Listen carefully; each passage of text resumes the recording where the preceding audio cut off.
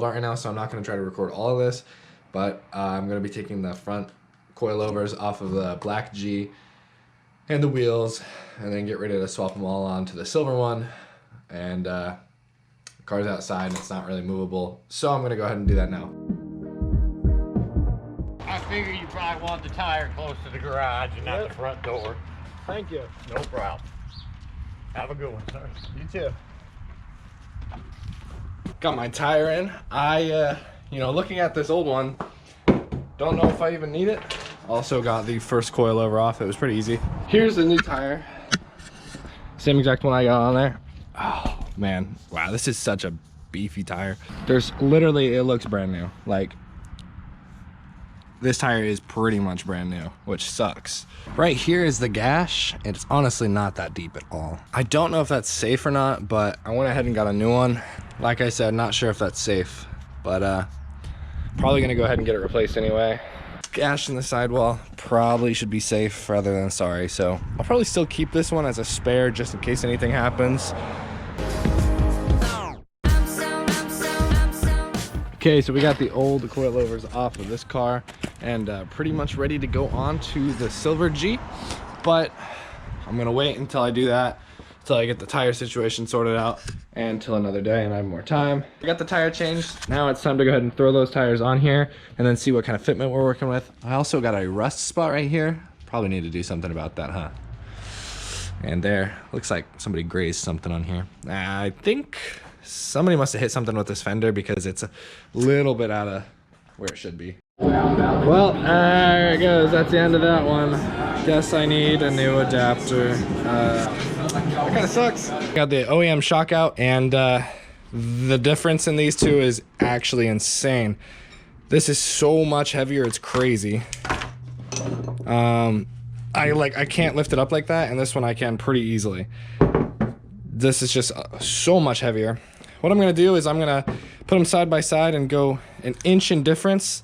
And probably what I'm gonna do to start, just to test it, I don't have a spanner wrench, which is advised to have 2 of them on there to adjust that. I think these are already adjusted how they need to be, and then I just need to change this for the height. I also don't have the proper tool to adjust the stiffness, so I'm gonna go on whatever was in that other car. I'm gonna now adjust these with a tape measure, just do a bunch of that, get them, and then throw them back in the car. Here's a look at what we got going on here. What I did was I just dropped the lower control arm, and then I took the sway bar end link off, and so I could actually just drop that out of there. We're gonna go ahead and get ready to throw the other one in, and then we'll throw our new wheels on. That may need an alignment. All right, now I have the coilover set at exactly 25 inches from top to bottom.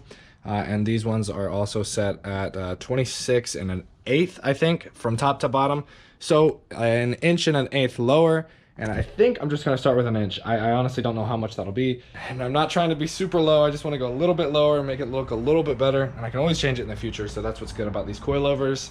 All right, so I got the wheels on, and there's about I don't know, maybe an inch and a half gap here.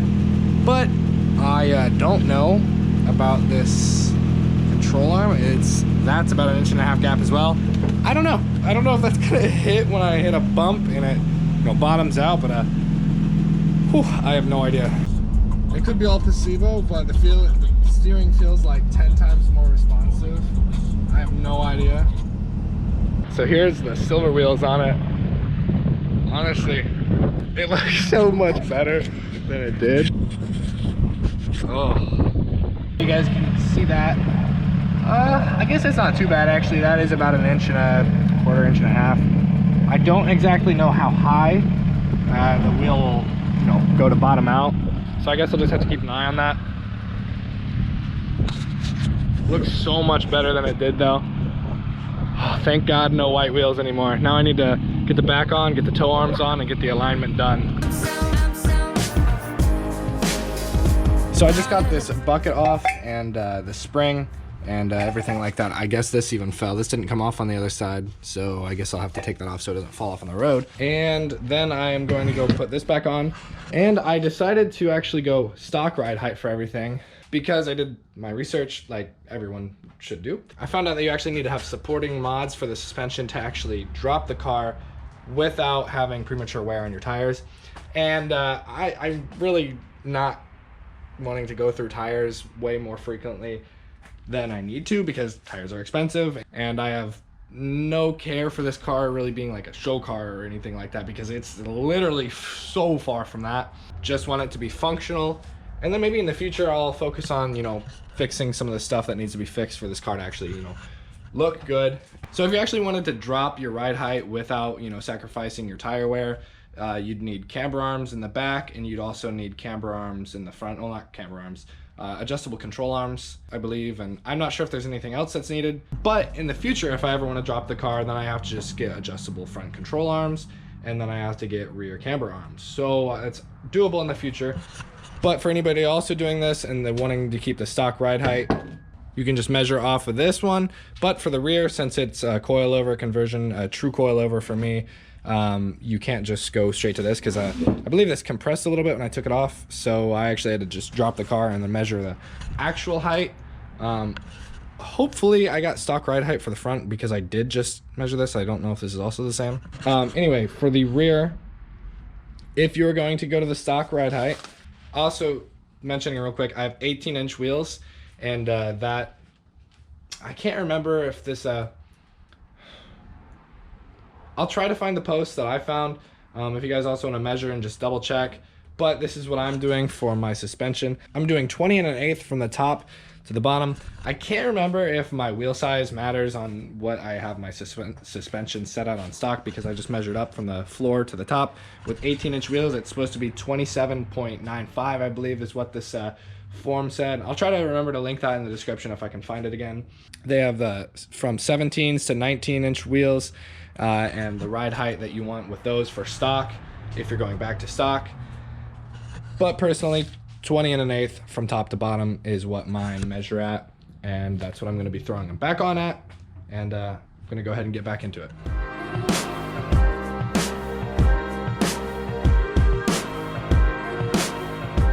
All right, got everything put in. Here's the rear coilovers, the Z1 toe arms, and everything's good to go. Now I'm just gonna go ahead and throw these wheels back on, and then I have one more thing to do, which is the steering wheel. Because I have to get an alignment for this, I'm gonna go ahead and throw the steering wheel on right now from the other car. Just because if I do mess anything up, I'm getting an alignment anyway, so it should be fixed. I'm not even gonna drive the car today or till Tuesday, because Tuesday is the alignment. So also I realized somehow, I think I have the front lifted a little bit more than I should. It could probably go down that much. But the one thing I don't understand is this is also really close, so I'm probably not even gonna bother lowering it, because A, that's a lot more time that I would literally have to take it all off again. And it's maybe a ½ inch off. I don't know how I messed up that bad. Well, I didn't. I went with that OEM one, and then the form says it's about 27.3, and I'm at 28 1/4 or 28 1/8 for the front height. But the rear height is a stock height, and I accidentally also messed up the back by getting this one perfect and the other one a little bit off. Don't know how that happened, because I'm pretty sure I adjusted this one twice. I did adjust this one twice. I took it off twice already. Kind of annoying that I have to take the suspension off so much, but my mistakes. Learning. At least I know how to take it off now. But yeah, thank you guys for watching. Appreciate it. Hopefully soon we have some driving videos after I get this alignment done. Then I won't be, you know, worried about driving it too far and wearing the tires unevenly. I'm also going to include the very first clips of me actually fixing the car and driving it like hard, because I figured out the mass airflow sensor wasn't plugged in. Those are going to go at the end. I was on FaceTime with my friend Cameron, so I'm not really talking to the camera, and it's really dark and you can barely see me. But my reaction is just kind of too good to keep out, so I'm going to let you guys watch that now.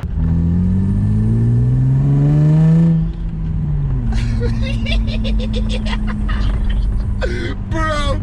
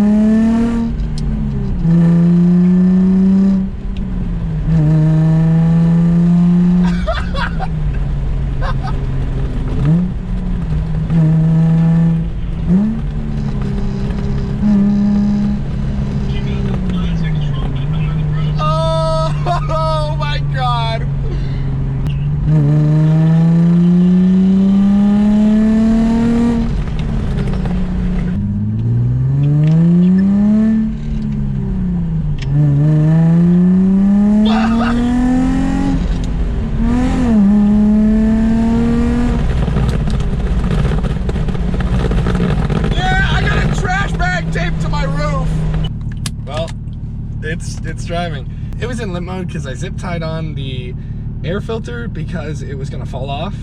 And while doing that, I unplugged the mass airflow sensor, and that threw it in limp mode. All I had to do was plug it back in. I've driven this car a total amount of 13 miles, and I couldn't be happier. The clutch is finally coming all the way back out. There's two 75s on the back, and I don't know if I can break them loose in this car. But I don't want to try because they're new tires and they're probably expensive. And there's a vacuum leak, I think, coming from the engine. The clutch is finally coming all the way back out. Just needed to be driven a little bit. Oh no.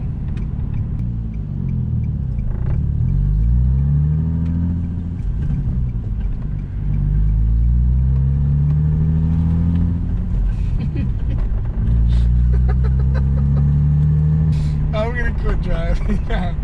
I just, two cops at the stop sign, or the stop. Let me